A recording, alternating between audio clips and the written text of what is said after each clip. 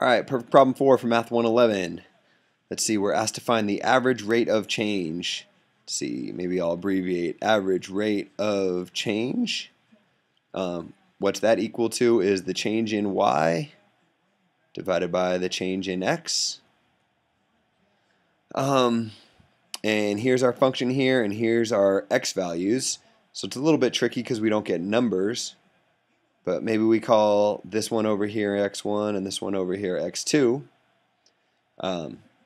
Then the way we can figure out y1 is just f of x1, which is x1 is a, so it's f of a.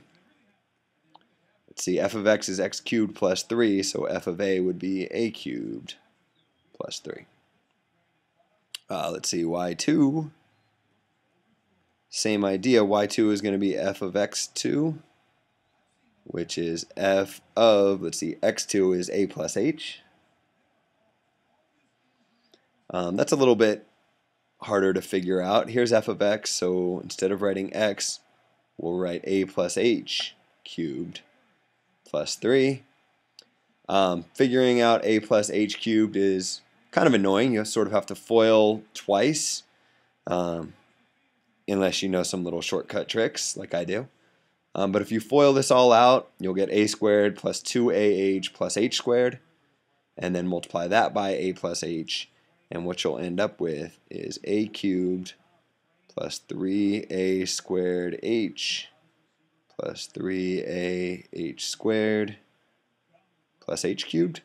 So this right here turns into this right here, but don't forget we have this plus 3 at the end. And if you get to there, you've done most of the work.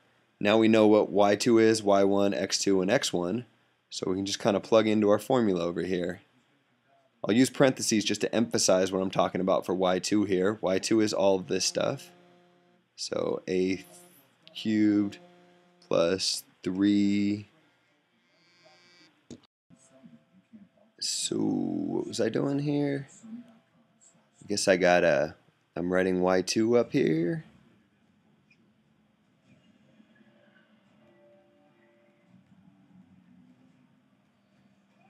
And from y2 I want to subtract y1. Maybe I'll add these parentheses here.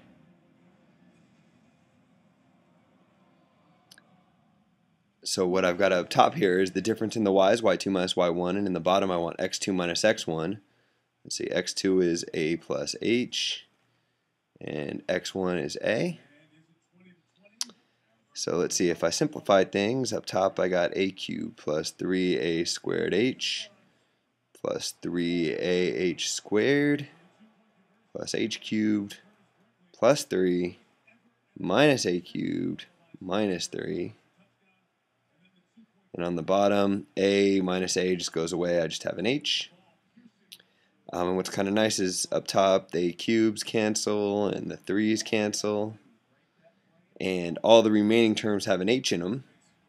So I can factor out an h from the remaining terms, and I'm left with 3a squared plus 3ah plus h squared. The reason I factored out an h is because now I can cancel the h in the denominator with that h. And so what I'm left with as a final answer is 3a squared plus 3ah plus h squared. Throw a box around it, and that's the end of this perfect problem.